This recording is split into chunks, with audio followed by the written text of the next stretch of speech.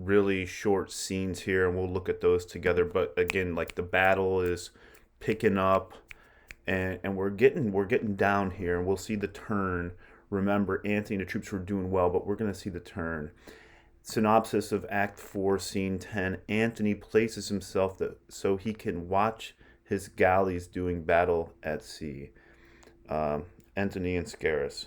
Their preparation is today by sea. Remember, Antony's not, he doesn't do well by sea. We please them not by land. Scarus, for both, my lord. I would they'd fight in the fire or the air. We'll do his other elements.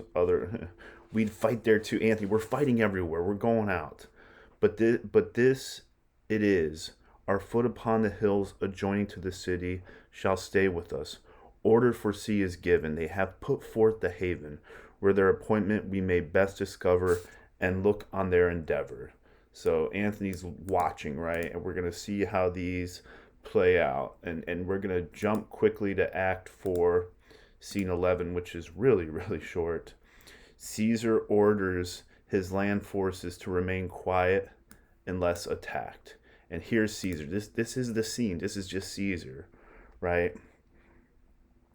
But being charged, we will be still by land, unless we are attacked, which, as I take it, we shall, for his best force is forth to man his galleys to the vales and hold our best advantage.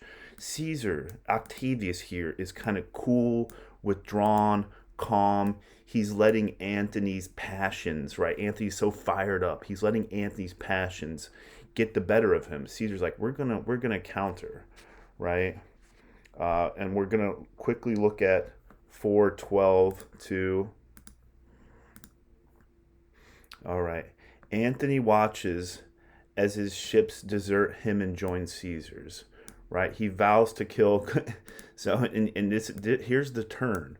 Right? The ships who were for, and I think they see the writing, on the wall here.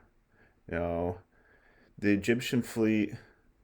Antony leaves Alexander to observe the battle and then returns enraged. He has been betrayed. He's betrayed again. The Egyptian fleet has surrendered and has appeared to support Caesar's fleet. Irreconcilable, he accuses Cleopatra of betrayal and vows to kill her. So here's another moment of the Egyptians who's retreating.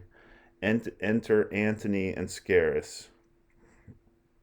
Yet they are not joined. Where yon pine doth stand, I shall discover all. I'll bring thee word straight how 'tis like to go. The battle, the fight's going on, right? Off stage, right? Swallows have built in Cleopatra's sails their nests. The augurs say they know not, they cannot tell, look grimly and dare not speak their knowledge. Antony is valiant and dejected, and by starts his fretted fortunes give him hope and fear of what he has and has not. So Scarus, right? We're back to the fortunes, the fretted fortunes here. That's the checkered, worn, decayed. So Anthony's all bluster, even though they were doing well. The ships. I think they know Octavius is gonna win, right? So I think they're cutting their losses before the bad stuff can happen. But Antony, right here, this is an important moment. Is this it, right? All is lost. All is lost. And he's really given it to Cleopatra here. This foul Egyptian hath betrayed me. My fleet hath yielded to the foe, and yonder they cast their caps up and carouse together like friends long lost. Triple turned whore. Right? That's what he, from Pompey, from Julius Caesar, and now from Antony. She betrayed me. 'Tis thou hast sold me to this novice, that's Octavius, and my heart makes only wars on thee. Bid them all fly, for when I am revenged upon my charm, that's my witch. He blames Cleopatra. I have done all. Bid them all fly. Be gone. Here's an Antony soliloquy here, right? This is an important moment. O son, exit Scarus where Antony's alone here, right? O son, Thy uprise shall I see no more. Right here, this is it. Fortune and Antony part here. This is it. Even here do we shake hands. All's come to this. This is it.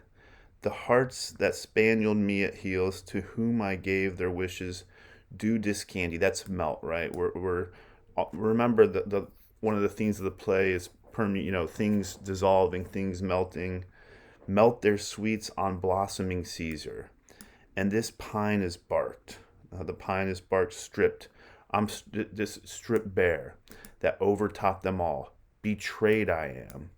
Oh, this false soul of Egypt, this grave charm, this deadly witch, he's calling Cleopatra a deadly witch, whose eye becked forth my wars and called them home, whose bosom was my crowness, my chief end, like a right gypsy, hath it fast and loose, beguiled me to the very heart of loss. What Eros, Eros. And here's Cleopatra. Ah, thou spell began. Why is my lord enraged against his love? Why are you mad at me? Why are you mad at me? Vanish, or I shall give thee thy deserving and blemish Caesar's triumph. Let him take thee and hoist thee up to the shouting plebeians. Let Caesar parade you around, right?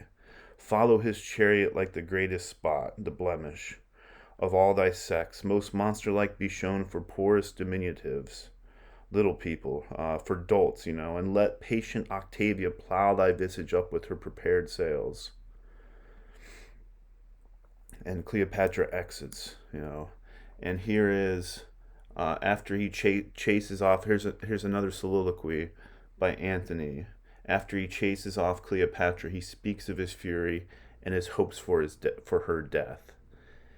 If it be well to live, but better 'twere thou fellest into my fury, for one death might have prevented many. Eros, ho, the shirt of Nessus is upon me. Teach me, Alcides, thou mine ancestor, thy rage. Let me lodge, Lycus, on the horns of the moon, and with those hands that grasp the heaviest clubs subdue my worthiest self. The witch shall die, Cleopatra.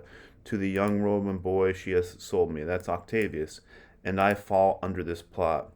She dies for it. Eros, ho. We have these Nessus moon, the death of Antony's ancestor Hercules, called Alcides, is here recalled. Hercules killed the centaur Nessus with a poisoned arrow for trying to rape his wife Deianira. The dying Nessus in revenge gave his robe, soaked in poisoned blood, to Deianira, pretending it would act as a love charm.